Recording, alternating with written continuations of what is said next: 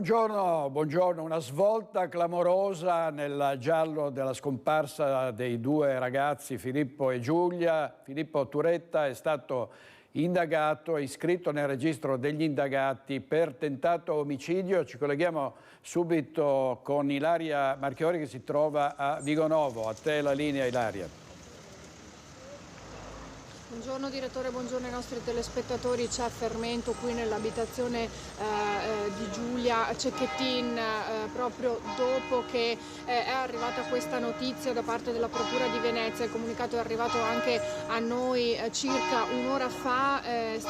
Hanno scritto proprio, ve lo leggo così, disposta dopo una complessa attività disposta alla ricerca e al ritrovamento dei due ragazzi, l'iscrizione appunto di Filippo Turetta nel registro degli indagati in relazione al reato di tentato omicidio, anche si legge a sua garanzia al fine di consentire le necessarie attività irripetibili. C'è anche poi scritto che da questa mattina sono in corso alcune perquisizioni, ancora non è dato sapere dove, ma con tutta probabilità poi quando vi collegherete con la redazione di Padova che si trova lì a Torreglia dove vive Filippo Turetta e la sua famiglia lo capiremo più precisamente. E quindi la Procura ha poi concluso dicendo che hanno disposto questo comunicato con l'auspicio anche che gli organi di informazione tengano conto di quanto scritto e soprattutto della delicatezza della situazione anche nei confronti ovviamente dei familiari. Quindi la notizia di oggi è questa. Poco fa abbiamo incontrato Edoardo Genovese, il criminologo dell'associazione Penelope che sta seguendo la famiglia Cecchettin dal giorno della scomparsa di Giulia e di Filippo, che ci ha detto questo è importante perché così ci sarà una svolta anche nelle indagini e soprattutto si saprà, si agirà in maniera diversa rispetto a come si è fatto finora, proprio perché comunque almeno fino a ieri, il giorno in cui Giulia si sarebbe dovuta laureare, si pensava che potesse essersi trattato di un modo di un modo di Filippo, in questo caso per far sì che la sua laurea si posticipasse e quindi che potesse coincidere con la sua, però nel momento in cui appunto non è più rientrata né per la laurea né oggi c'è stata appunto questa comunicazione ed ora si punta appunto su questa iscrizione di Filippo Turetta nel registro degli indagati per tentato omicidio. Naturalmente si è arrivati a questo punto anche perché si presume siano arrivati anche i risultati delle chiazze di sangue che sono state trovate nella zona industriale di Fossovio. Usiamo il condizionale perché c'è il segreto istruttorio, quindi anche Genovese poco fa ci ha detto noi non sappiamo ancora nulla di certo, però si presume sia questo il motivo. Nella zona sono stati anche trovati alcuni capelli che sono al vaglio delle analisi e appunto sono stati repertati, e non solo. Noi sappiamo che ci sono anche al vaglio delle immagini delle telecamere di videosorveglianza dell'azienda che si trova lì di fronte, l'azienda di Dior, che sarebbero telecamere 24 ore su 24 attive e soprattutto da varie angolazioni, quindi è molto alta la probabilità che abbiano ripreso proprio quello che è accaduto lì sabato sera. Ricordiamo però che poi un'altra immagine delle telecamere ha visto l'auto di Filippo alle 23:30 passare nella zona di Fossò, quindi con tutta probabilità anche le immagini poi dell'azienda Dior stanno rivelando delle informazioni importantissime, e qui che poi unite con tutta probabilità ai risultati delle chiazze di sangue trovate lì sul posto, che sono state confrontate anche poi con i DNA dei due ragazzi, hanno portato alla notizia di oggi. Ricordiamo che siamo al 6° giorno di ricerche. Questa mattina c'è stato un nuovo briefing a Dolo, a San Brusone, nello specifico non nel punto di ieri, ma si sono spostati solo per una questione logistica, visto che in paese c'è il mercato, proprio per decidere il da farsi e coordinare tutte le ricerche, quindi con vigili del fuoco, carabinieri e anche i 60 volontari della protezione civile messi a disposizione dalla città metropolitana. Si continuano a battere le zone del Brenta, del Naviglio, i canali scolmatori, fossati e poi le aree attigue, proprio le aree battute ieri, e si percorrono sia su terra che in acqua tutte le zone che potrebbe aver percorso l'auto di Filippo quella sera. Ricordiamo che ieri abbiamo fatto vedere, ieri sera in esclusiva, l'immagine dell'auto di Filippo che è stata vista passare a Zero Branco proprio sabato sera a mezzanotte e 45, dunque dopo circa un'ora e un quarto il passaggio registrato invece a Fossò, quindi anche questo è un dato molto importante. Ci sono ricerche da ieri pomeriggio anche appunto nella zona di Zero Branco, dove è passata l'auto e dove poi ci sarebbe anche un buco temporale di una ventina di minuti circa, quindi le ricerche si stanno concentrando lì, oltre che nel Bellunese e nel Pordenonese. Ilaria, hai già fatto cenno al reperimento di capelli vicino alle macchie di sangue. Evidentemente dal laboratorio sono arrivate delle notizie che non sono ancora confermate, altrimenti non ci sarebbe stato questo provvedimento della magistratura, l'iscrizione del registro degli indagati di Filippo Turetta da parte della Procura di Venezia. Probabilmente avremo conferme più in là. Si ritiene, come tu accennavi, che ci sia stato, che Giulia sia stata aggredita da Filippo proprio nella zona industriale di Fossò. È prevista sono previste conferenze stampa, è previsto un vostro incontro con i genitori per il momento oppure no?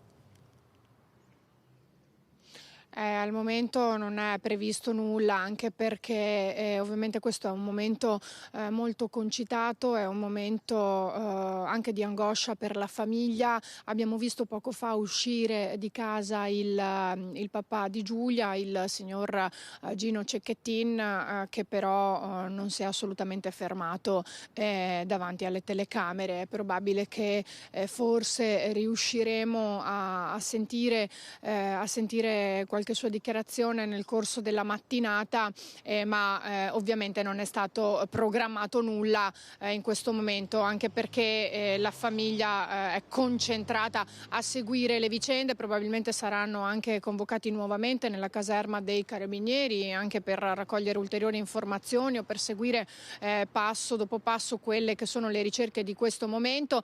Vi dico che mi è giunta un'informazione che da poco sono riprese altre ricerche nella zona industriale di Fossò. Ci sono gli uomini della protezione civile con i vigili del fuoco, forse perché stanno iniziando a scandagliare anche altre zone comunque perimetrali rispetto a quella dove sono state trovate le chiazze di sangue e alcuni capelli. Ricordo che anche ieri a Santa Maria di Sala, nella zona del Muson, sono stati trovati dei brandelli di vestiti che sono stati repertati, ma ovviamente ancora non c'è stato dato conto di chi appartengano. Su questo sentiremo Daniela Sizzia in collegamento. Grazie per ora Ilaria, richiedici la linea non appena sarà indispensabile farlo. Intanto andiamo a Codissago nel Bellunese, perché ci sono ricerche anche sulla Piave in tutto il Bellunese. Ci colleghiamo con Tiziana Bolognani. A te Tiziana.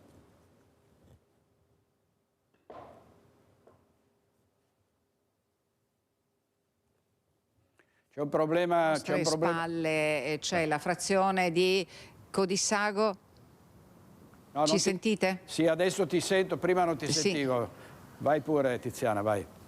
Ecco, allora Ecco, allora direttore, con Stefano Bozzi ci troviamo nella zona industriale di Longarone. Alle nostre spalle c'è la frazione di Codissago e siamo all'incrocio della strada che conduce, che porta in Valcellina alla diga del Vajont. È qui che questa mattina, dopo che ieri per le ricerche è stato predisposto il piano anche dalla prefettura di Belluno, è qui che è stato sistemato il posto di comando avanzato dei Vigili del Fuoco ed è qui che poco fa sono arrivate anche le unità cinofile dei Vigili del Fuoco alla ricerca evidentemente di qualche traccia. Che cosa abbiamo come dati su cui evidentemente gli inquirenti stanno lavorando? Beh, innanzitutto il rilevamento della targa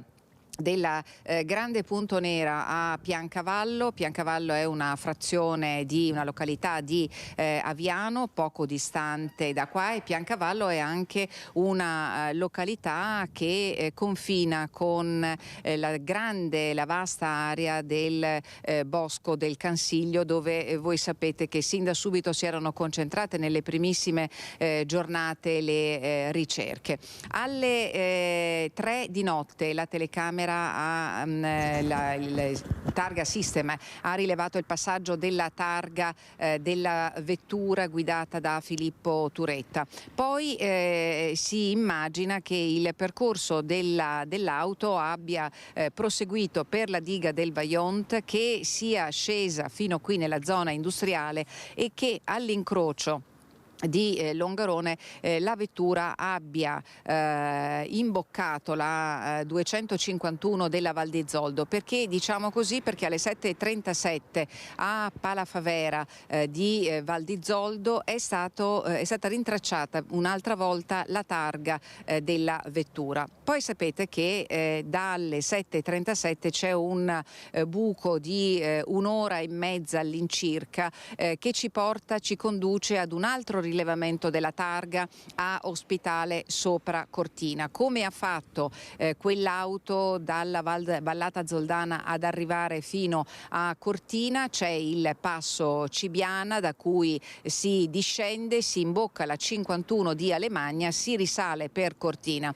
Dalle 9:07, questo è l'orario di rilevamento del passaggio della targa della località Ospitale sopra Cortina, quindi a pochissimi chilometri dal passo di Cimabanche. La vettura è stata poi rintracciata da una telecamera a San Candido. La targa è stata rintracciata a San Candido alle 9:30 ed è per questo che da ieri Soccorso Alpino, Guardia di Finanza, Carabinieri, Vigili del Fuoco stanno rivolgendo la propria attenzione in tutta l'Alta Pusteria, nella Val Pusteria verso la Carinzia. Da lì in poi non ci sono più stati ufficialmente segnali, tracce del passaggio di quella targa in nessunissima altra località della provincia di Belluno, tantomeno della Carinzia, tantomeno oltre confine, anche se noi sappiamo che l'ambasciata italiana ieri aveva rilasciato un alert per procedere alle ricerche nella zona austriaca. Questo è per quanto concerne le ricerche. Questa mattina noi, quando siamo arrivati qui in zona industriale, abbiamo visto l'elicottero dei Vigili del Fuoco che sorvolava il Piave proprio nella zona industriale, proprio lungo tutta la zona industriale di Longarone. Un volo a quota molto molto bassa, volo orizzontale, e ci immaginiamo serva questo tipo di volo, questa tecnica di volo, per osservare meglio il fluire, il decorso del fiume. Questa mattina noi abbiamo contattato e il sindaco di Longarone. Padrin. Sì, dimmi. No, prima di sentire Padrin, perché so che l'hai intervistato, risulta che sì, quest'auto, questa Punto Nera, abbia percorso per 3 giorni le strade che separano Cortina da Dobbiaco, quindi nella zona delle 3 cime di Lavaredo per arrivare appunto fino poi proseguendo verso Sesto in Val Fiscalina. Ma è possibile, cioè non ci sono altri riscontri oltre a quelli che tu hai dato? No. Cosa si ipotizza che a questo punto possano essersi nascosti lì nei boschi, nelle foreste dell'Alta Pusteria? Questa è l'ipotesi che seguono gli inquirenti, perché non ci sono stati altri rilevamenti. L'ultimo rilevamento di targhe è proprio quello delle 9:30 di San Candido. Come giustamente segnalavi, le ricerche hanno riguardato anche la Val Fiscalina e quindi la zona delle Tre Cime di Lavaredo, che era una zona frequentata, sappiamo, così ci è stato riferito, era una zona frequentata dal ragazzo che è amante della montagna e amante anche dell'orienteering, che è quella pratica, quell'attività sportiva di cammino senza l'utilizzo di mappe. Quindi noi immaginiamo che quelle zone fossero state certamente molto ben conosciute, senza la necessità di cartine di mappe da Filippo Turetta. Bene. Questo sì. Allora vediamo l'intervista a Roberto Padrin. Ecco, sì, volevo dirti che ho sentito il sindaco di Longarone, perché a lui evidentemente abbiamo chiesto, sappiamo che questa è una zona, essendo la zona industriale di Longarone, ci sono moltissime telecamere che rilevano, ma ricordiamoci anche che c'è la Smart Road, la statale 51 di Alemagna è forse una delle prime Smart Road d'Italia, con quei pali neri che si notano e si vedono. Esatto. Ebbene, nessuno di quei pali posto il fatto che siano funzionanti, ha rilevato il passaggio della vettura, della targa della vettura tra la notte di sabato e la mattinata di domenica, e l'unico rilevamento è proprio quello di Ospitale sopra Cortina, e ricordiamoci che quella non è una telecamera ad uso e a servizio della polizia locale, ma è semplicemente una telecamera di sorveglianza, perché proprio in quella zona c'è un ristorante che porta il nome della località. Allora, tra poco quindi io ti lascerei con l'intervista con Valentina Visentin da Torreglia. Grazie Tiziana, vediamo la lanciata di Roberto Padrin, ex sindaco di Longarone e presidente della provincia di Belluno. Grazie Tiziana Bolognani, grazie. Questa ormai purtroppo è una storia che è diventata di dominio pubblico, e il primo pensiero va ovviamente ai familiari di questi due ragazzi, che ovviamente più passa il tempo e più le speranze diminuiscono. Purtroppo abbiamo già vissuto questa terribile vicenda qualche giorno fa con il nostro vigile del fuoco Walter, che poi è stato ritrovato dopo alcuni giorni. Io mi auguro che questa follia possa chiudersi nella maniera migliore, ma è chiaro che, come dicevo, più passa il tempo più è difficile. È chiaro che è una storia tristissima, una storia fatta ora di ricerche incessanti, in posti anche diversi, e mi auguro che nel più breve tempo possibile possano trovare qualche soluzione, possano veramente venire alla luce qualche risultato, insomma. I Vigili del Fuoco sono qui da questa mattina attorno alle 7, ieri il dispositivo della ricerca persone della prefettura di Belluno è stato ufficialmente attivato su ordine della procura di Venezia. Noi ieri in esclusiva siamo riusciti a mostrarvi un frame, l'unico per il momento, l'unica immagine che riprende, seppur sgranata, l'auto, la grande punto di colore nero guidata da Filippo Turetta. Questa è l'unica immagine, Padrin, che in questi 6 giorni ci è arrivata.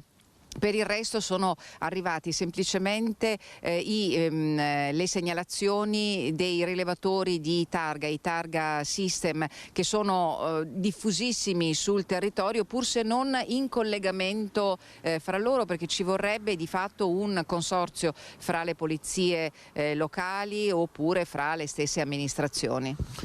Ma qui ne abbiamo uno anche nel nostro comune, quel famoso, io mi ricordo di quella macchina rossa che fu poi individuata nel passaggio proprio qui, e quindi anche noi siamo attivi con il nostro ufficio di polizia locale, con la stazione dei carabinieri di Longarone, per cercare di guardare le immagini se possono trovare appunto il passaggio di questa macchina. Finora però nulla. Al momento non abbiamo nessun riscontro purtroppo, e quindi l'ultima rilevazione è quella tra sabato e domenica, e dopodiché almeno per quanto riguarda il nostro territorio niente. Mi pare che però le ricerche stiano proseguendo anche qui, e speriamo di saper qualcosa insomma a breve. Le ricerche stanno proseguendo in tutto il Veneto e anche in Friuli Venezia Giulia, nel Pordenonese in particolare. Ma andiamo a Macerata, dove c'è Daniela Sizia. A te, Daniela. Buongiorno direttore, buongiorno anche telespettatori. Sì, ci troviamo a Macerata, qui l'auto di Filippo è transitata domenica notte, è stata rilevata dai Targa System qua in questa zona. Ieri, lo sapete, erano a Zero Branco, erano partite le ricerche, oggi si sono spostate qui a Macerata. Vi faccio vedere dal computer, questa è la zona che Vigile Fuoco, Carabinieri e Polizia stanno battendo alla ricerca di qualsiasi tipo di indizio che possa far trovare i due fidanzati, i due ex fidanzati. Come vedete alle mie spalle ci sono i carabinieri, c'era anche la polizia fino a poco fa, questa è la centrale operativa da cui sono partiti questa mattina. Io sono in compagnia di Luca Foltrani, ispettore antincendio. Dunque, buongiorno. Siete qui da questa mattina alla ricerca di qualsiasi cosa. Abbiamo visto fra l'altro, direttore, che proprio la polizia era in un'area verde, Parabai, dove stava cercando veramente, battendo a tappeto questa immensa area verde alla ricerca di qualsiasi cosa. Voi state un po' ripercorrendo la strada che avrebbe percorso Filippo. Sì, noi stiamo battendo le zone dove la macchina è passata nella provincia di Treviso. Ieri abbiamo fatto appunto Zero Branco e oggi facciamo Macerata e Cima d'Olmo. Oggi siamo disposti qui a Macerata con 23 operatori Vigili del Fuoco, con delle squadre cinofili di Vigili del Fuoco, operatori fluviali e operatori TAS. In più abbiamo due squadre, una della Polizia di Stato e una dei Carabinieri, che ci danno una mano nelle ricerche. Abbiamo l'ausilio della squadra TAS di Vigili del Fuoco, che ci serve a monitorare con accuratezza le zone dove appunto sono passate, dove è passata la macchina. Ecco, la zona maggiormente attenzionata è quella del Piave. Sì, stiamo attenzionando la zona del Piave e quindi abbiamo delle squadre sia a terra che in acqua che perlustrano la zona. C'è anche un elicottero.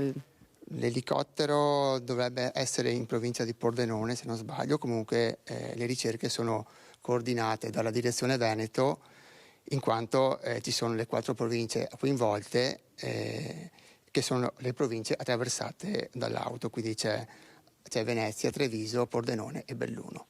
Claudio Bertolo, qui da questa mattina rimarrete qua fino a che non avete finito completamente questa zona? Sì, in giornata termineremo con l'arrivo dell'oscurità.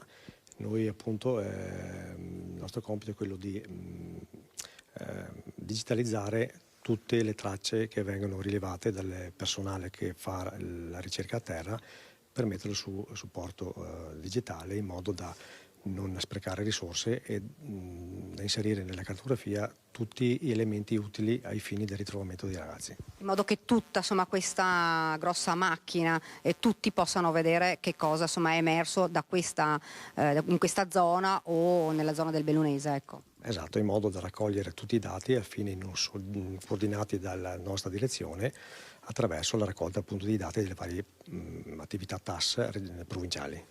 Ecco, come abbiamo visto, non so se ci sono state, avete mandato in onda le immagini della polizia appunto che batteva quest'area verde palmo dopo palmo. Adesso sono nella zona del Piave, vicino a Salettuole, in un ponte.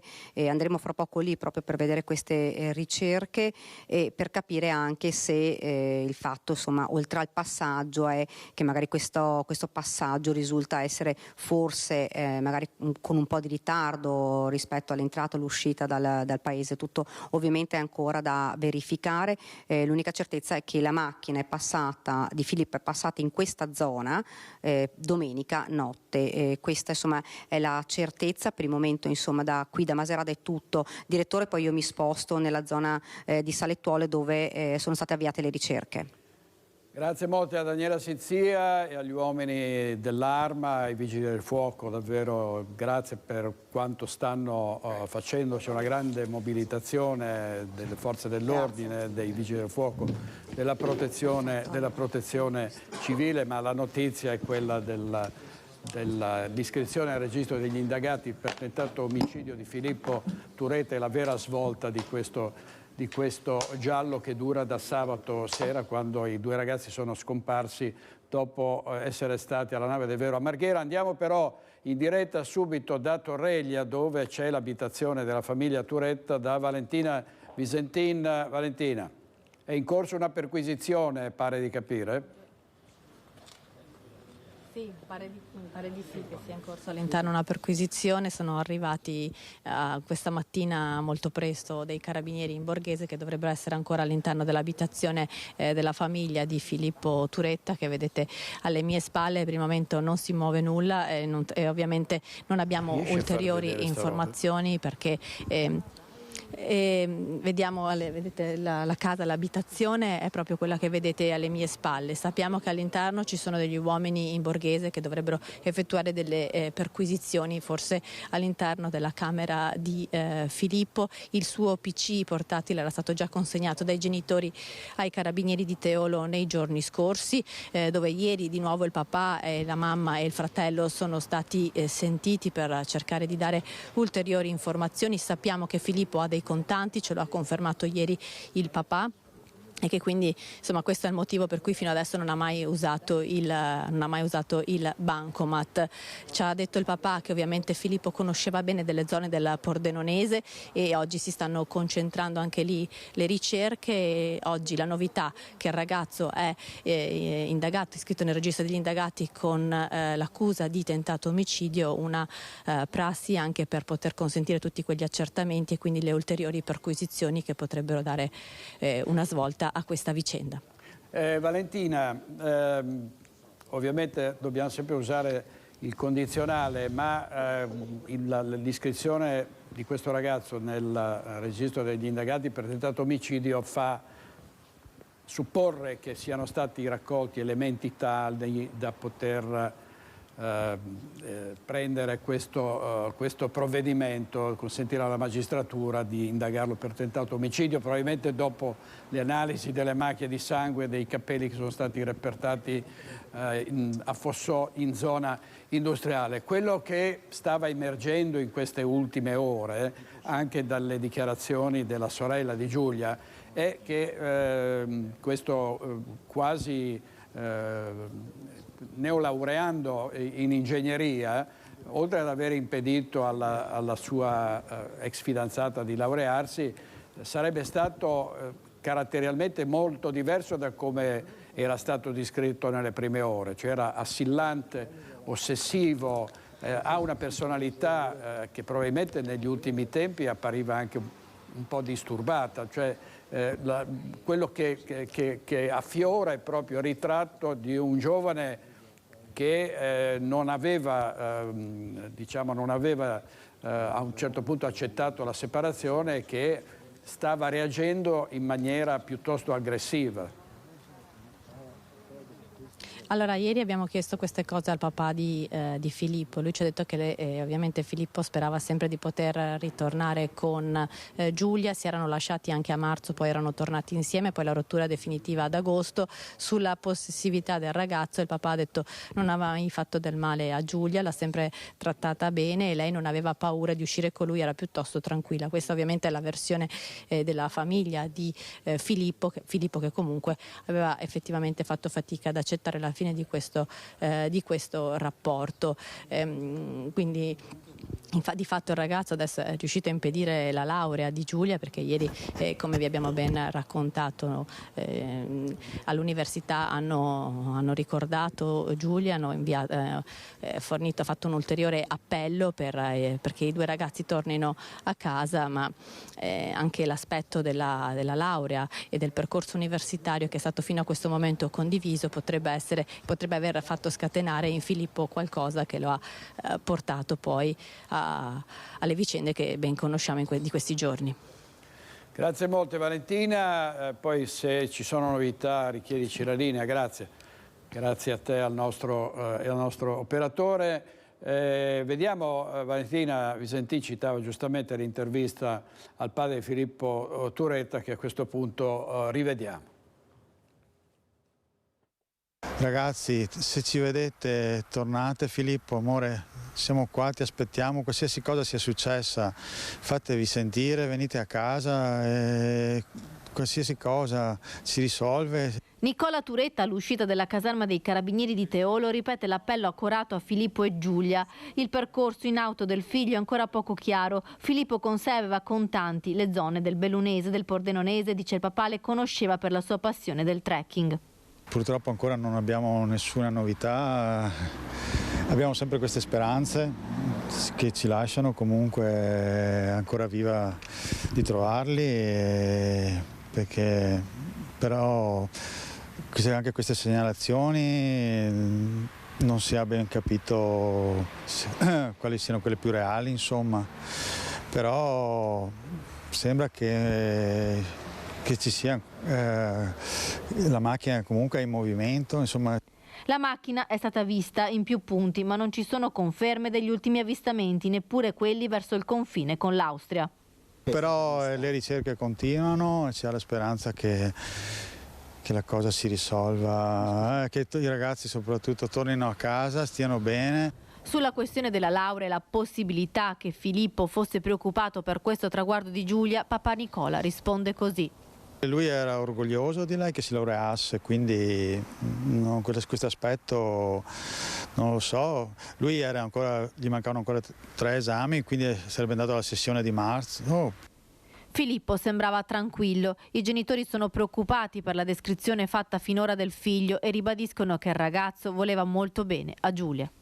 Questa cosa sembra che è uscita, che sembra che fosse quasi stalking suo, che la ragazza, praticamente so che la Giulia ha continuato a uscire, usciva tranquillamente con lui, non è che fosse ansiosa o sapesse di essere, andava, passava il pomeriggio con lui, andava al McDonald's e quindi era tranquilla. Che poi lui avesse forse la speranza di tornare con lei, sì, perché dopo era già successo anche che si erano lasciati anche nella precedente ancora a marzo la prima volta, poi insomma poi si frequentavano comunque in tutti questi 2 o 3 anni, la loro relazione che io sappia insomma non le ha toccato neanche mai con neanche un cappello. Ecco, non è mai torto un cappello, il padre ritrae il figlio come un ragazzo innamorato ma che non era mai arrivato a comportamenti riprovevoli nei confronti della sua ex fidanzata. Purtroppo in queste circostanze, come dicono gli psicologi, l'aggressività, la rabbia per certe situazioni viene in qualche modo trattenuta e può esplodere però da un momento all'altro, e probabilmente è quello che è successo nella zona industriale di Fossò, stando soltanto a delle ipotesi dopo che Filippo Turetta è stato indagato per tentato omicidio. L'esame l'esame delle tracce di sangue davanti agli stabilimenti di Fossò probabilmente hanno rivelato che di sangue di Giulia si potesse trattare, ma ripeto, sono soltanto delle ipotesi, perché altrimenti un'iscrizione nel registro degli indagati per tentato omicidio non ci sarebbe stata. Abbiamo dato in esclusiva ieri la foto della Punto Nera, che ovviamente poi ci è stata richiesta da tutti i giornali, da tutte le televisioni, un'esclusiva di Media Nord-Est, e poi ovviamente abbiamo sentito anche la sorella e il papà di Giulia Cecchettin. Vediamo. Mezzanotte e 43 minuti, zero branco. Eccola in questa immagine che Media Nord-Est può mostrarvi in esclusiva, l'auto guidata da Filippo Turetta, la grande Punto Nera targata FA015YE, che nella notte tra sabato e domenica è stata registrata dalle telecamere di videosorveglianza. La prima volta che si vede uno scatto delle telecamere dislocate lungo le nostre strade, uno dei frame che certificano i movimenti dell'auto la notte della scomparsa. A solo poco più di un'ora di distanza dal passaggio nella zona industriale di Fossò, registrato alle 23:30, poco distante da dove sono state ritrovate le chiazze di sangue la cui provenienza non è ancora stata accertata. È buio, quindi non si riesce a capire chiaramente quante persone ci siano all'interno dell'auto, se una o due, ma proprio il passaggio in questa zona, dove sembra essersi fermata più a lungo, oggi si sono concentrate le ricerche di carabinieri e vigili del fuoco. Proprio oggi, nel giorno in cui Giulia si sarebbe dovuta laureare e poi festeggiare con la sua famiglia e gli amici. Noi speriamo sempre che ritorni e cioè non è neanche tanto per la laurea, più ormai, nel senso, a me non importa della laurea, mi basta vederla. Sul cancello dell'abitazione in via Aldomoro a Vigonovo, Elena ha voluto ugualmente appendere i fiocchi rossi, perché questa è la giornata di Giulia, quella che lei attendeva da tempo e che oggi, come ha detto il papà, andava festeggiata. Ogni giorno che passa è sempre peggio, e anche le forze sento che vengono meno, perché io riposo ma mi sveglio sempre più stanco del giorno precedente. E mi sono svegliato stamattina ed ero distrutto, perché dico, io non dovrei essere qui davanti a voi, dovrei essere lì che festeggio assieme a mia figlia. Questo non può essere, no? Nella vita di tutti noi, cioè, un momento di felicità trasformarsi in un momento di dolore non è concepibile, non è concepibile. Rinnoviamo l'appello, fate in modo che Filippo torni, e magari raggiungendolo con qualche messaggio anche di distensione, come abbiamo detto prima. Nessuno vuole fare processi adesso, non è il momento dei processi, vogliamo solo riabbracciare questi due ragazzi. Due famiglie, quella di Giulia e di Filippo, che stanno vivendo ore di angoscia, ma nonostante tutto Elena non ha rabbia, chiede solo di poter riabbracciare la sua Giulia. Io non penso che lui fosse una persona cattiva e nel senso, se ha sbagliato penso che possa anche rimediare al suo errore. Nel senso, spero che ci stiamo sbagliando tutti e che non sia come pensiamo, ecco. L'odio non è per sempre comunque e io sono convinta che odiare non porti da nessuna parte. Io però appunto ho un'unica priorità, che è sapere dov'è mia sorella, tutto il resto non importa.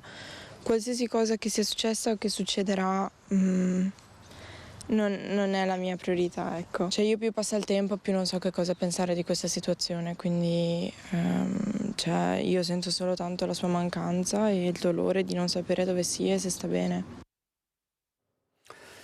Vediamo i titoli dei giornali. Il Gazzettino ovviamente apre con la notizia del tentato omicidio, l'iscrizione nel registro degli indagati di Filippo Turetta, test del DNA su sangue, capelli e vestiti, e poi ci sono i sommozzatori nel lago di Barcis, e qui siamo nella zona del Pordenonese.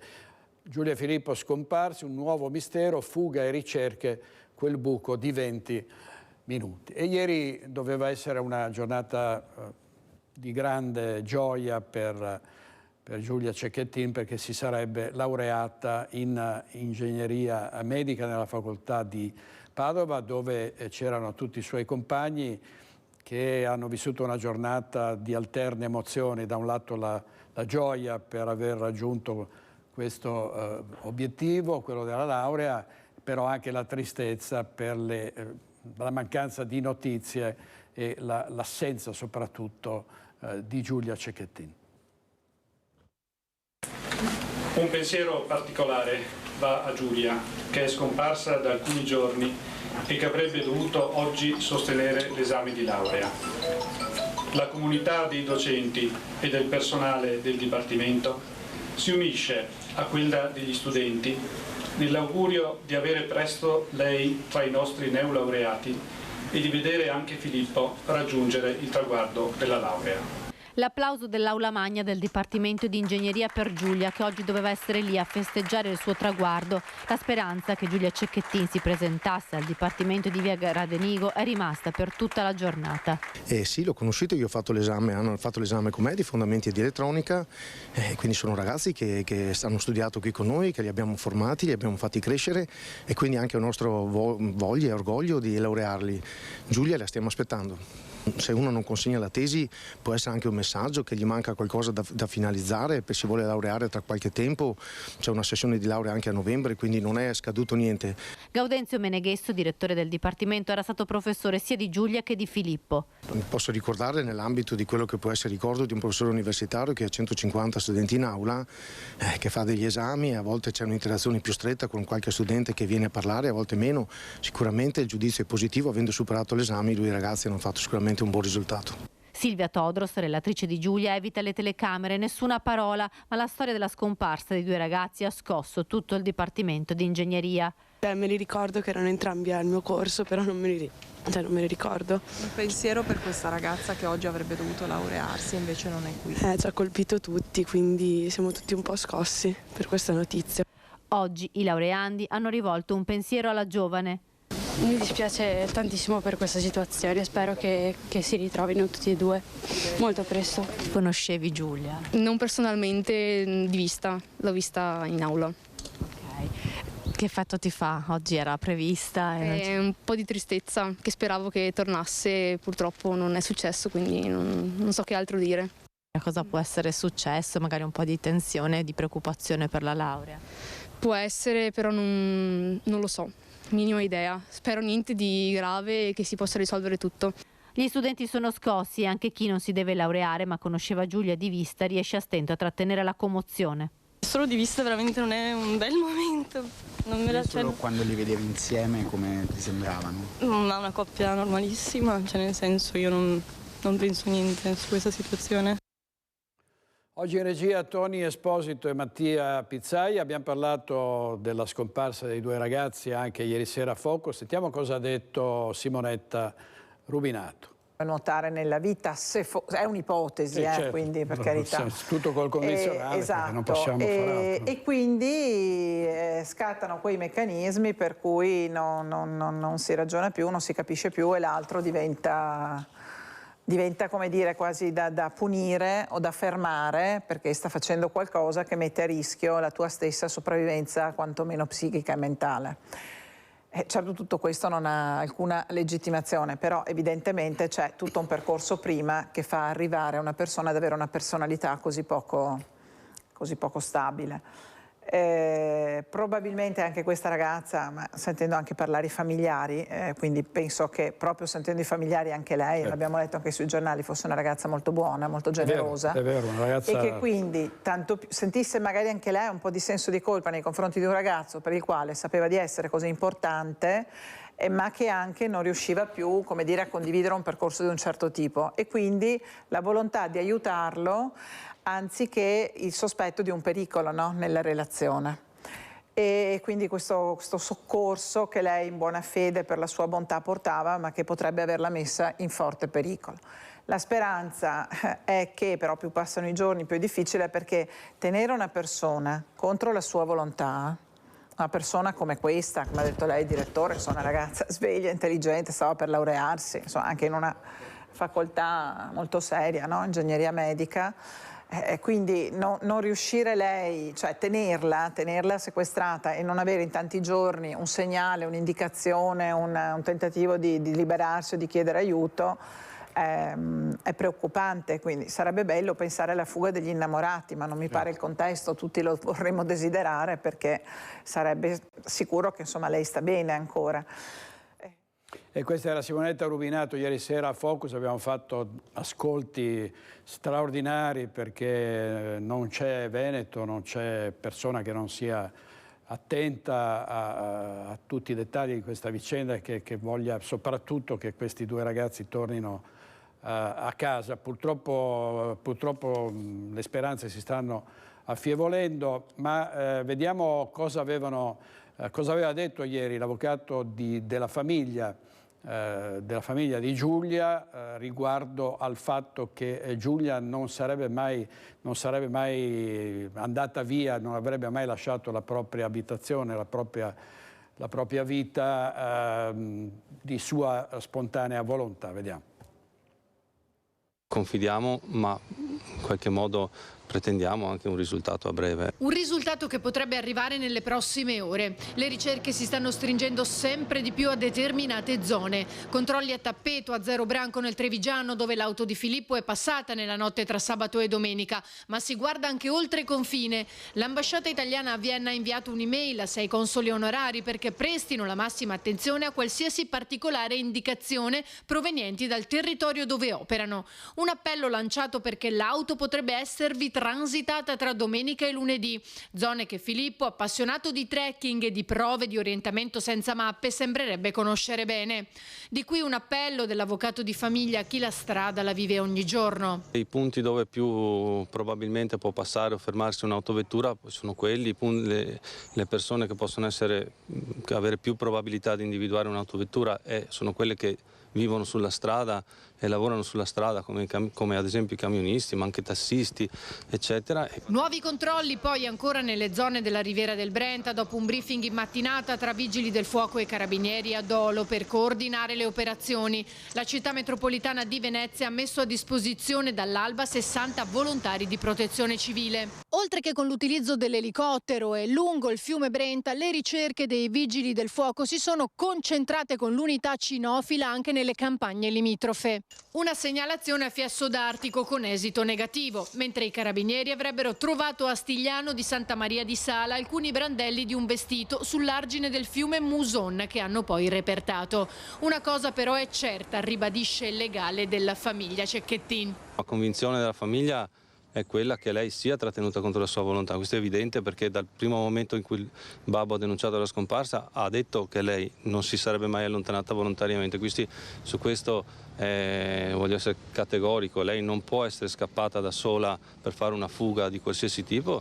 La ragazza è fuori casa contro la sua volontà, ma io sono ancora fiducioso che si possa risolvere bene la vicenda. Io la speranza certamente non la perdiamo, nella consapevolezza che è una situazione comunque molto preoccupante.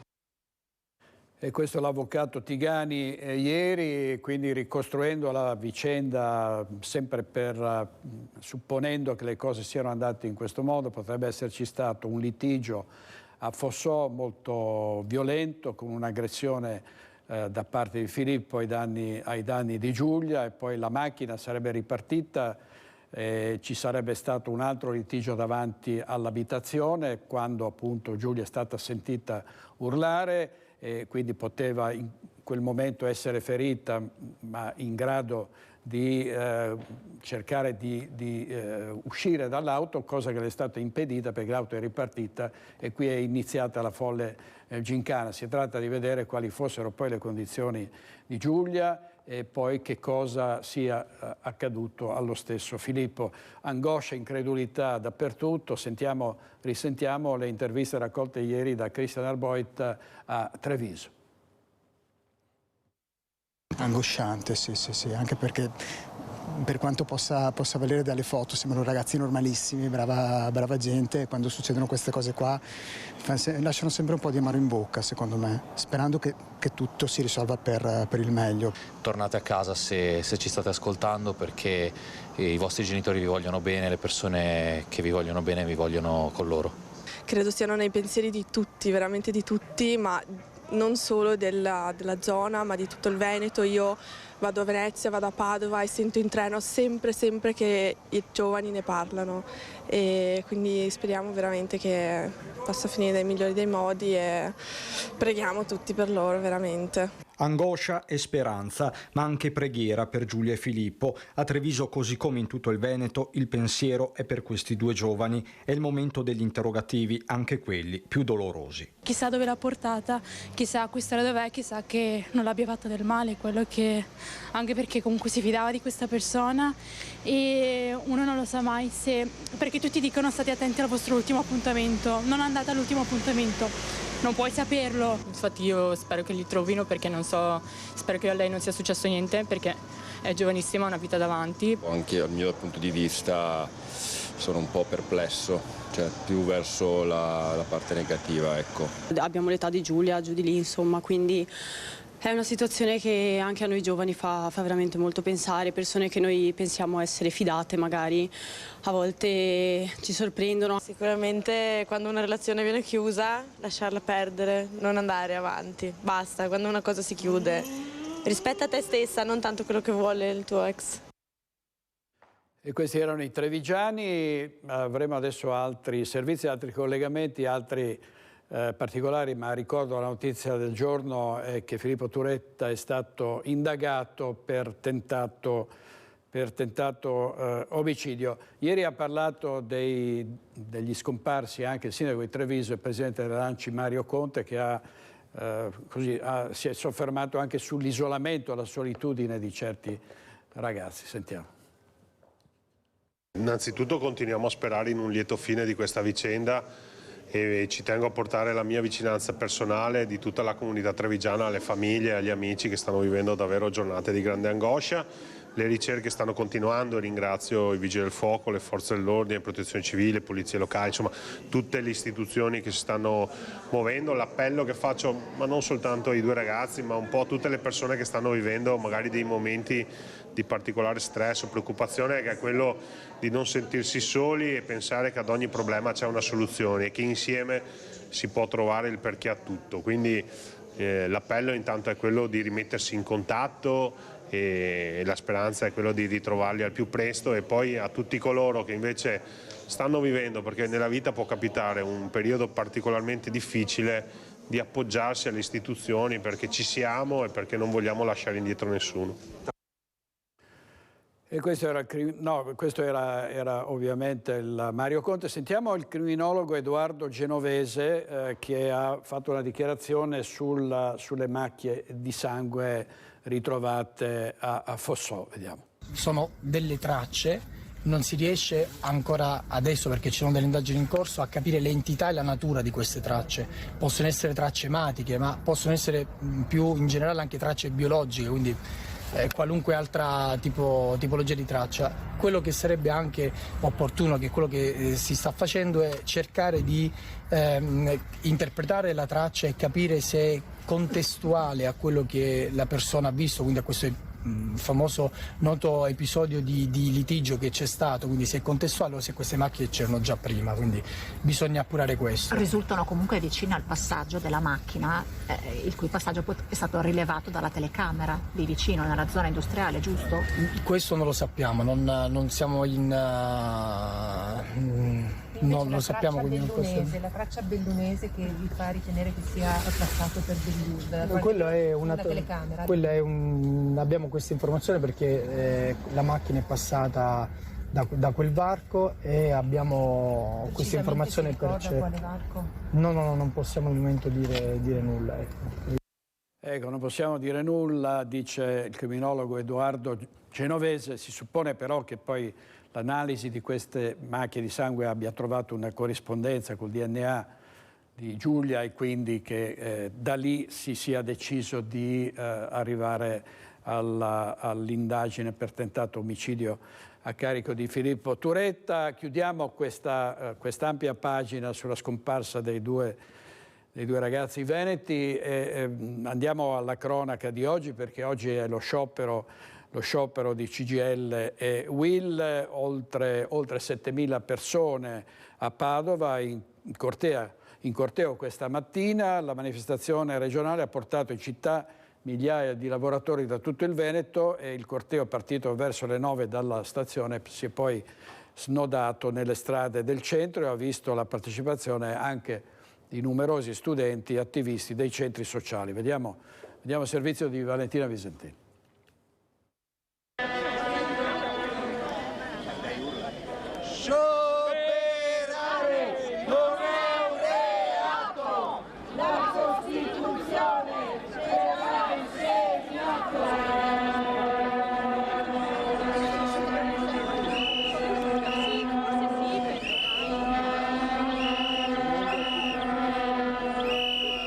Oggi veramente è una bella manifestazione, ma è bellissima l'adesione allo sciopero nei luoghi di lavoro. Oggi è la prima giornata della mobilitazione nei settori del pubblico impiego, nei trasporti, nella scuola e nelle poste e nei consorzi di bonifica. La prossima settimana, venerdì prossimo, abbiamo lo sciopero di tutti i settori con le manifestazioni in tutte le piazze. Contro la manovra, contro una manovra sbagliata che non dà risposte alle persone sul reddito, sui salari e sulle pensioni, che riduce ancora una volta il finanziamento sulla sanità. Sciopero generale, funzione pubblica! Questo governo massacra sempre i soliti, lavoratori, lavoratrici, pensionate, non ha un minimo rispetto di chi è l'ossatura portante di questo paese. Quello che conta per noi è intervenire sull'evasione, ridurre l'elusione, evitare che i giovani vadano in pensione a 71 anni, cioè fare quelle cose che fanno un paese democratico e non un paese incivile. Ecco perché siamo in piazza, è la nostra, come dire, DNA, essere qui per dire che queste cose non vanno bene e diciamo basta, basta, basta.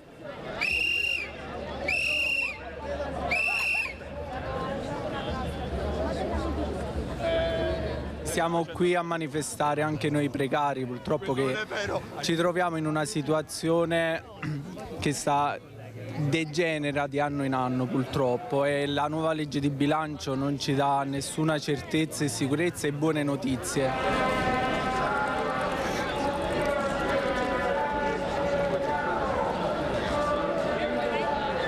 Siamo con i lavoratori delle poste, un'azienda sanissima che sta molto bene, che però applica un sacco di precarietà e rischia anche lo spezzatino, cioè la privatizzazione.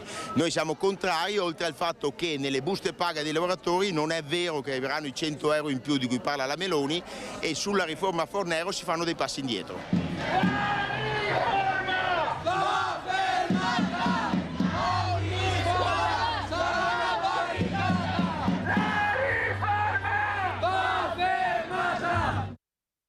Ti ho visto anche Nicola Talmi della direzione nazionale della CGIL, spesso ospite sulle nostre reti. Intanto vediamo un fatto di cronaca molto grave. C'è stato un incendio in un condominio a Padova, alla Guizza. 24 inquilini sono finiti in ospedale. Sentiamo il servizio di Francesco Rattai.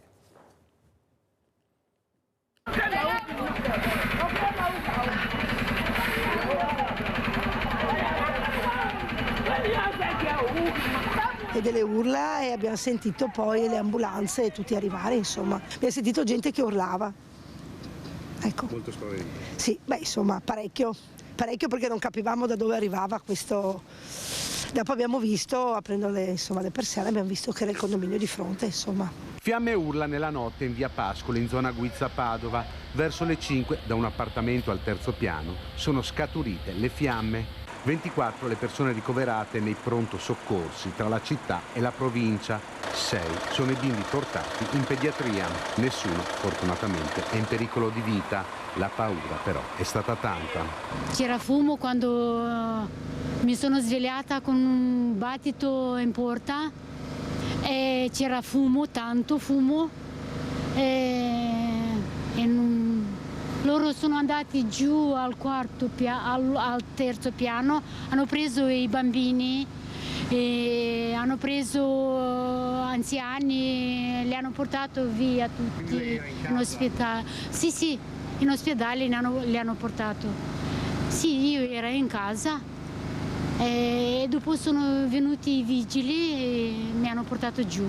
La probabile causa dell'incendio, un cortocircuito all'interno di un appartamento vuoto perché l'inquilino era al lavoro.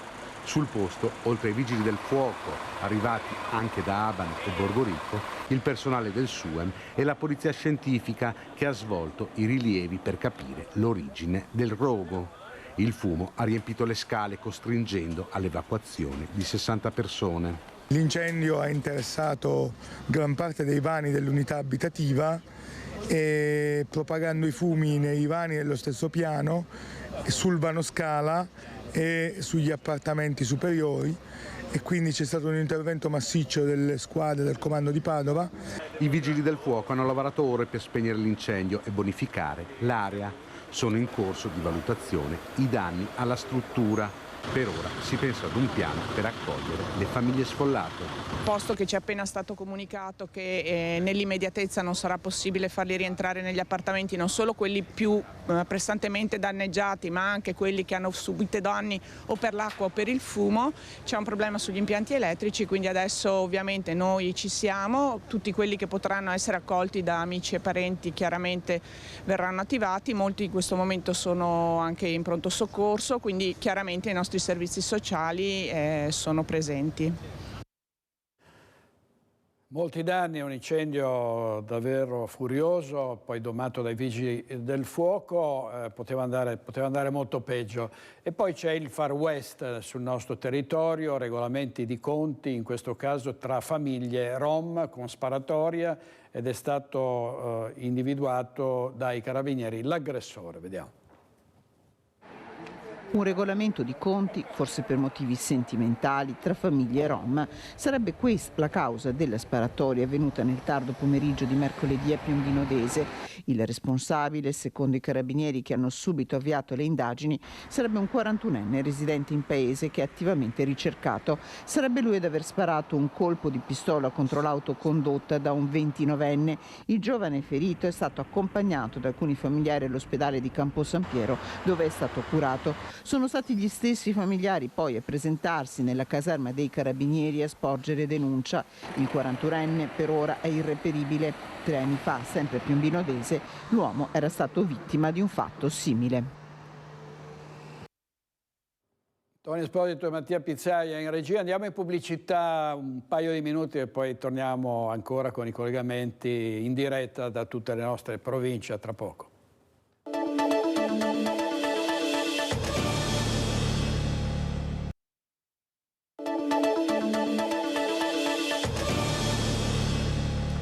Oggi lo sciopero generale anche in Veneto, indetto proclamato da CGIL e UIL. Vediamo un titolo di Repubblica, CGIL e UIL in piazza, Bombardieri della UIL dice risposta a bullo istituzionale che sarebbe Salvini, Landini, governo manda il paese a sbattere. Vediamo anche un altro titolo, questo è il titolo del Giornale di Milano, scatta lo sciopero ridotto a 4 ore, i sindacati ricorso contro la precettazione, il garante della commissione dell'autority per gli scioperi nel mirino dei sindacati, perché è un organo indipendente, ma i sindacati dicono che è stato condizionato dal centrodestra. Abbiamo sentito i lavoratori, le persone che hanno sfilato oggi nella grande manifestazione di Padova, il servizio.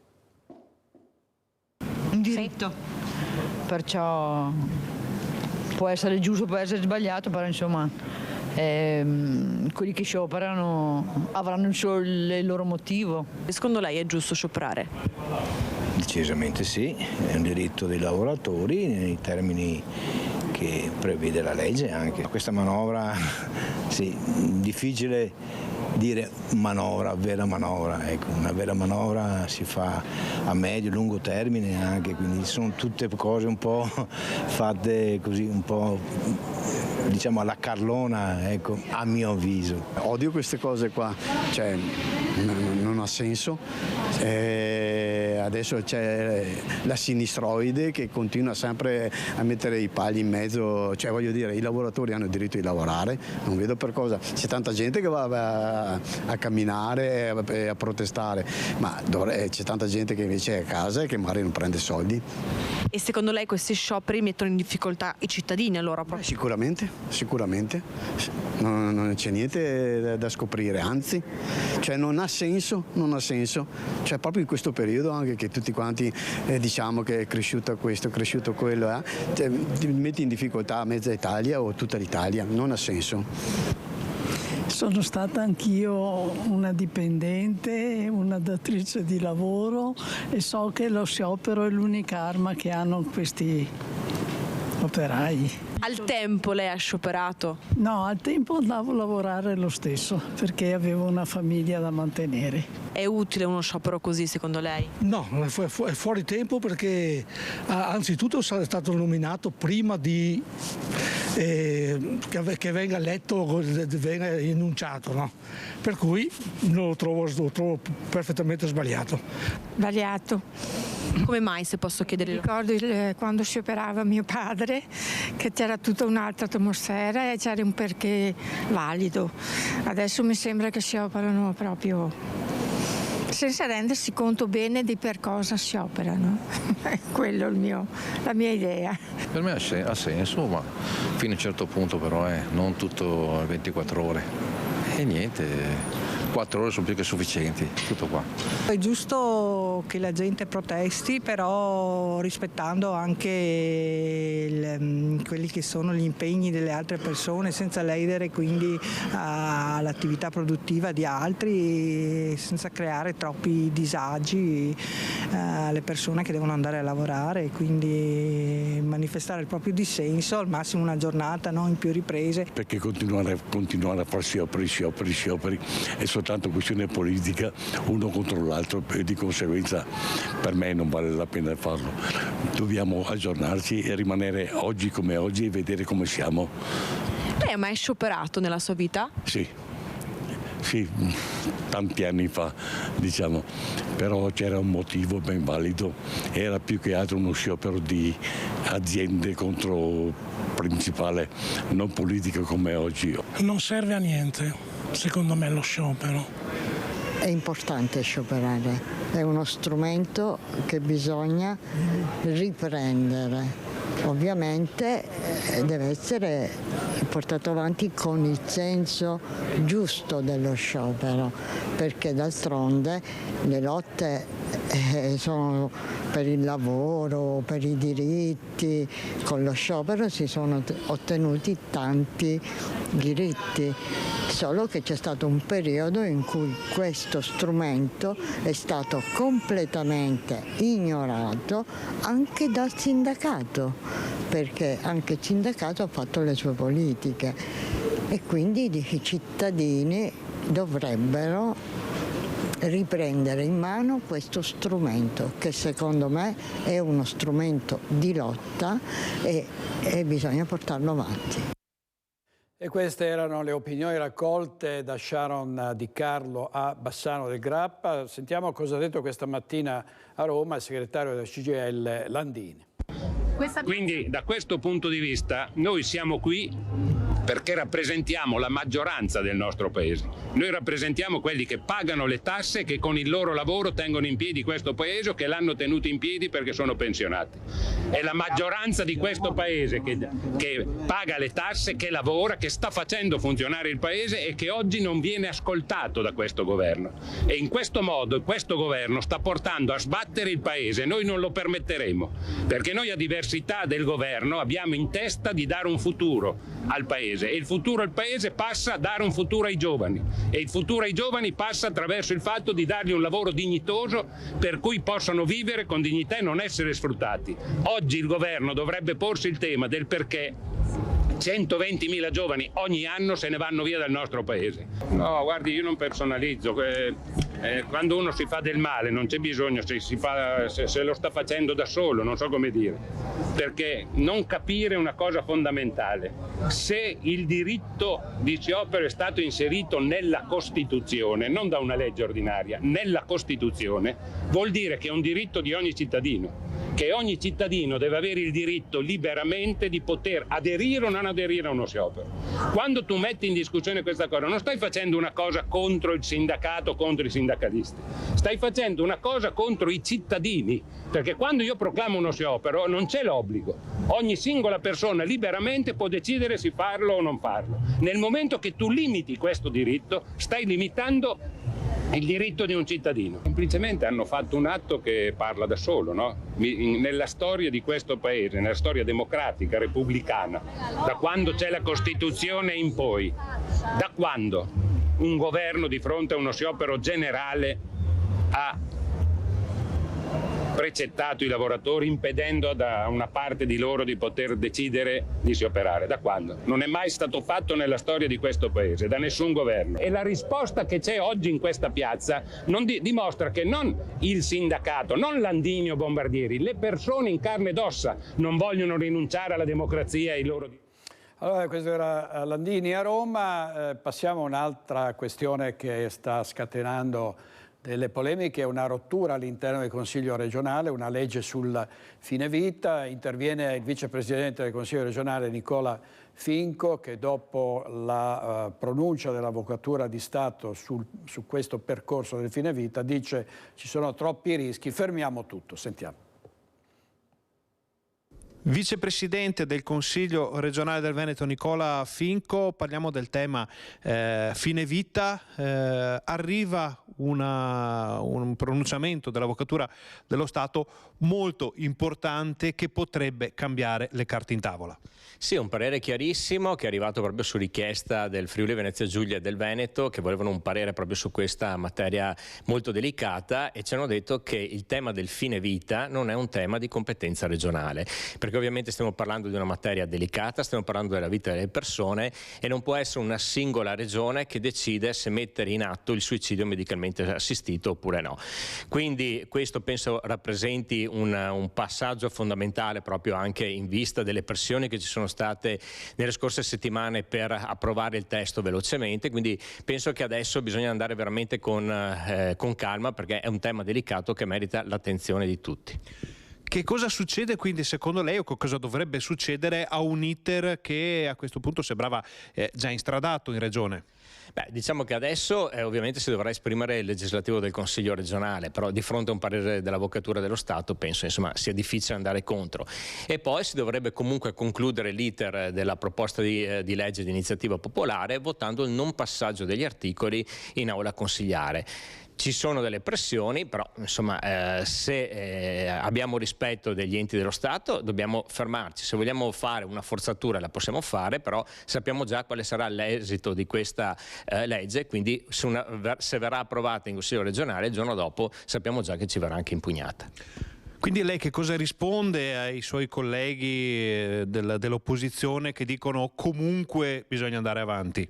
Ma guardi, io non riesco a capire tutta questa forzatura, questa voglia di rincorrere questo progetto di legge che parla di fine vita, che parla di suicidio medicalmente assistito.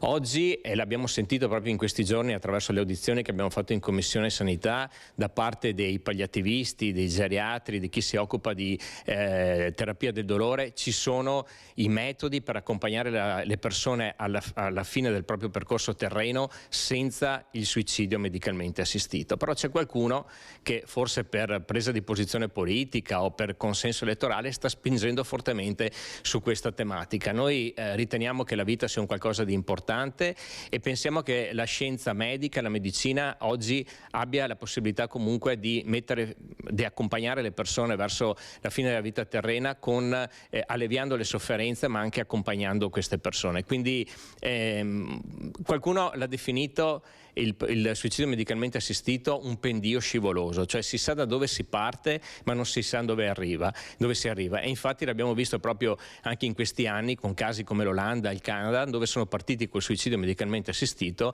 e oggi sono arrivati all'eutanasia, e quindi è un tema veramente delicato che penso che la Regione del Veneto su questo non si debba assolutamente pronunciare, ma che sia una competenza delicata che vada affrontata a livello nazionale. Oggi la svolta clamorosa nel giallo della scomparsa di Filippo e Giulia, e la notizia è quella dell'indagine per tentato omicidio a carico di Filippo Turetta. Andiamo a Macerata, dove proseguono le ricerche di Vigili del Fuoco, Protezione Civile, Carabinieri. Di nuovo in diretta Daniela Sizzia. Buongiorno direttore, noi ci siamo spostati a Salettuola, alla mia sinistra però la vedi è una zona davvero impervia, c'è il Piave, da qua in questo posto sono transitati da poco i mezzi dei Vigili del Fuoco e come vedi stanno cercando davvero ovunque, non solo sul Piave ma anche in queste zone dove la macchina di Filippo potrebbe essere arrivata, potrebbe essersi fermata, quindi però come vedi è davvero difficile poi raggiungere il Piave da questa parte, però ovviamente i mezzi dei Vigili del Fuoco, per i mezzi dei Vigili del Fuoco è sicuramente più facile, ci dicevano che rimarranno qua davvero tutta la giornata fino a quando riusciranno a continuare le ricerche, poi in caso non dovessero finire continueranno anche domani. Le zone sono vastissime e come vedete ci mostravano, insomma queste sono zone dove magari un'auto può essersi fermata, nascosta, e batterle a tappeto tutte è davvero difficile, ci sono uomini sul Piave a piedi e invece qui ci sono i mezzi dei Vigili del Fuoco che invece continuano a transitare in tutte le zone, fermandosi ogni tanto e cercando di vedere, di guardare e di battere davvero a tappeto ogni piccola zona dove potrebbe essersi nascosta la macchina di Filippo. L'unica certezza, ci dicevano i Vigili del Fuoco, è quella che lui di qua è transitato domenica notte, e poi non si sa quale strada abbia preso. Sta di fatto che queste sono zone che vengono battute, perché forse potrebbe esserci stato magari un piccolo ritardo da quando è entrato a quando è magari uscito dalla zona di Macerata, per cui si sta ipotizzando che la macchina si possa essere fermata magari in qualche punto. Ci sono davvero diversi mezzi qua di Vigili del Fuoco, ma non solo, ci sono anche i carabinieri e la polizia e ognuno ha una propria zona che sta battendo. Noi siamo arrivati fino qui dove sono arrivati i Vigili del Fuoco, poi cercheremo di andare avanti, ovviamente a piedi perché i nostri mezzi non lo consentono, e prevede di raggiungere poi il Piave e vedere i mezzi dei Vigili del Fuoco a piedi, invece gli uomini dei Vigili del Fuoco a piedi che stanno invece battendo la zona del Piave. Questo è quanto qui a Macerata, direttore. È molto difficile perché, ripeto, è una zona molto vasta, le zone che loro devono battere sono tante e quindi ci dicevano davvero ci vorrà parecchio tempo per riuscire, insomma, perlomeno a guardare, a vedere, insomma, per lustrare queste zone. Si cerca proprio nelle zone più impervie, che sono queste strade qui. Grazie a Daniela Sizzia e ai nostri tecnici. Intanto le ricerche stanno proseguendo anche in Alta Val Pusteria, anche nel Pordenonese, in tutte le zone in cui la punta è stata vista transitare. Andiamo a Vicenza, dove la Guardia di Finanza ha bloccato una cena con spettacolo irregolare, contestate sanzioni fino a 30.000 euro. Sentiamo Luisa Bertini. Cena con spettacolo a pagamento organizzata da un'azienda vitivinicola operante nei Colli Iberici senza autorizzazione. È stata interrotta dalla Guardia di Finanza di Vicenza, che con il supporto della Polizia Locale Intercomunale di Lonigo ha elevato sanzioni che sommate arrivano fino ad un massimo di 30.000 euro all'azienda organizzatrice dell'evento e a una che organizza spettacoli. Secondo le Fiamme Gialle, l'evento in questione era realizzato in assenza delle autorizzazioni sia per l'esecuzione di uno spettacolo di intrattenimento sia per la somministrazione di alimenti e bevande prevista per il servizio dei cosiddetti piatti caldi cucinati da una nota chef. L'impresa incaricata dello spettacolo di intrattenimento invece è arrivata arrivata da Milano è stata segnalata al competente ispettorato del lavoro per la sospensione dell'attività imprenditoriale, poiché nell'evento era stato impiegato un lavoratore in nero.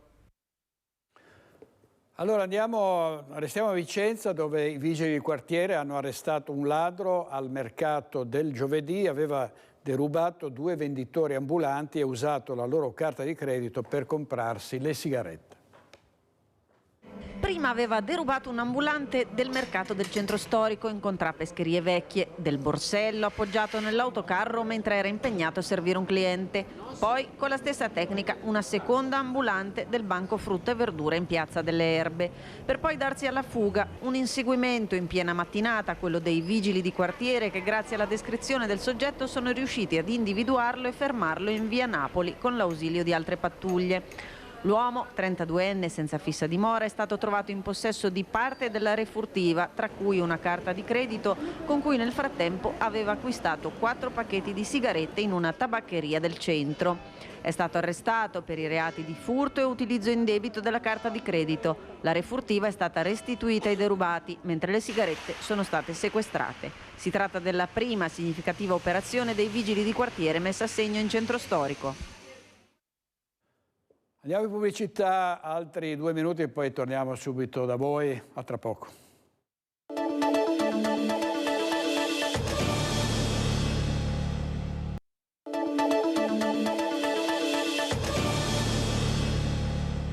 A 5 anni dalla tempesta Vaia, la Marcesina rinasce. Vediamo un focus sul passato, il presente e il futuro di questa piana incantata al servizio di Ferdinando Garavello. In quei giorni un vento che ha raggiunto i 200 km all'ora ha fatto questi disastri. In particolare il comune di Enego è quello più colpito sull'altopiano, dove quasi 1000 ettari sono crollati sotto la spinta del vento. Sono passati 5 anni da quando Vaia, con la sua mano di gigante, ha cambiato il volto della piana di Marcesina.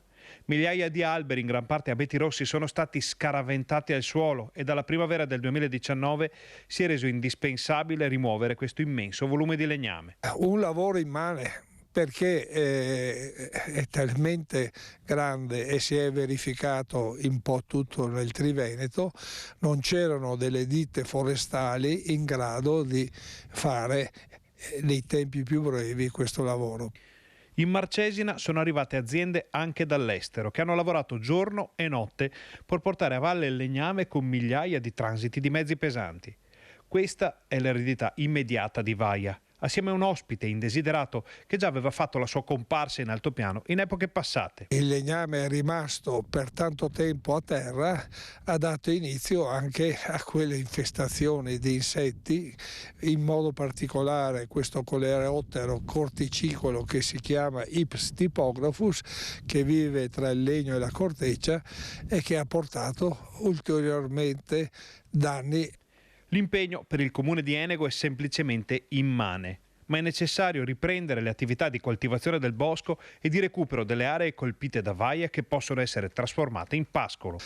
Queste aree chiaramente sono quelle limitrofi ai pascoli già presenti, c'è il problema delle cepaie presenti. Io ho un'idea del tutto particolare, che è inutile spendere tanti soldi per eliminare le cepaie, perché ci sarà la natura, cioè insetti e funghi che nel giro di 30-40 anni faranno questa operazione, concluderanno questa operazione. Parte da qui, da questa immagine a volo d'aquila di quello che è successo con il passaggio di Vaia nella piana incantata, un viaggio nella storia di questo angolo di altopiano per capire com'è stata e come sarà Marcesina domani. Torniamo alla scomparsa di Filippo e di Giulia, perché a Torreglia, dove vivono i Turetta, è arrivato l'avvocato Emanuele Compagna. Sentiamo. Allora, non posso dirvi nulla. Solo per sapere lei chi è, mi scusi, non dire una schifezza. Adesso magari. vedo la famiglia. Se... Puoi dire come si chiama lei, almeno come si chiama? Io mi chiamo Compagno Emanuele. Ed è un legale? Sono legale, sì. Però non posso dirvi nulla. In seguito all'iscrizione nel registro degli indagati. Non posso dir nulla. Io non so neanche se la famiglia mi apre, quindi... Ci sono delle perquisizioni in atto in questo momento? Non so nulla e non sono in grado di sapere nulla. Ma lei ha appena ricevuto l'incarico? Io ho avuto una telefonata, ma nulla di più. Non so nulla, non sono in grado di dire nulla. Chi l'ha chiamata? I familiari? No, non posso dire, sono cose che sono coperte da segreto, non posso dire niente. Però è la prima volta che li incontra? Sì, io non ho mai incontrato la famiglia, quindi... Li conosceva già? No, però non posso dire nient'altro. C'è un'indagine in corso, ce lo può dire se le pare della famiglia? No, non posso dirvi nulla finché non ho qualcosa di concreto in mano, io non ho niente al momento.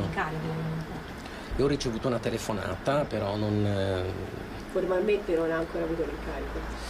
No, devo... Lo sta andando a prendere? No, allora, io ho ricevuto una telefonata nella quale venivo informato di questa cosa, però poi non so, non ho ricevuto nulla, quindi potrebbe anche essere una telefonata a vuoto, quindi... Di questa cosa intende delle perquisizioni?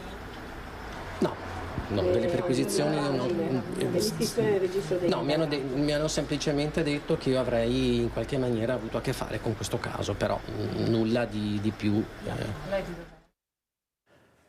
Non possono dire altro in queste circostanze gli avvocati d'ufficio appena nominati. Vedremo poi di sentire se ci sono delle novità proprio su questo versante. Vediamo il titolo del Gazzettino. Filippo indagato per tentato omicidio. La notizia è la svolta in questa vicenda ancora in gran parte misteriosa. Test del DNA su sangue, capelli e vestiti, e poi le ricerche tra il lago di Barcis in Friuli Venezia Giulia e i bivacchi sulle Dolomiti.